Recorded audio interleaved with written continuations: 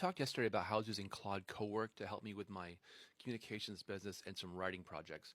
And I think it's fascinating, and I'm going to continue using it even at the max plan because it's so helpful. But there are a few things that I do worry about losing out with using a tool like that. And particularly the spontaneous discovery that can happen sometimes when you're just searching for stuff and don't know what you're looking for.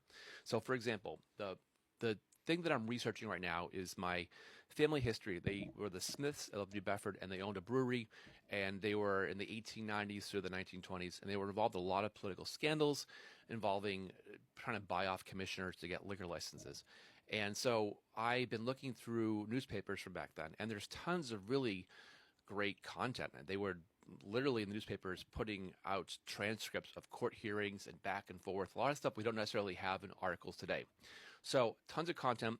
But as you can imagine, any sort of word search like Smith, even with particular names, is going to come up with lots and lots of results that aren't relevant to what I'm looking for over a 3 decade period.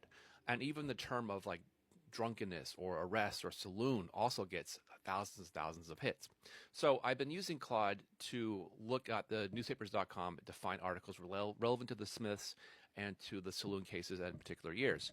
And while it has done a good job at that, what I sort of miss about before I was using it, I would just spend hours scrolling through these newspaper articles, and I would find an article that was relevant to what I was looking for. But then I would also just keep looking at other pages just to see if anything popped up. And at times, there are a lot of things that do you see that trigger an idea, hey, I'm going to save this article for later.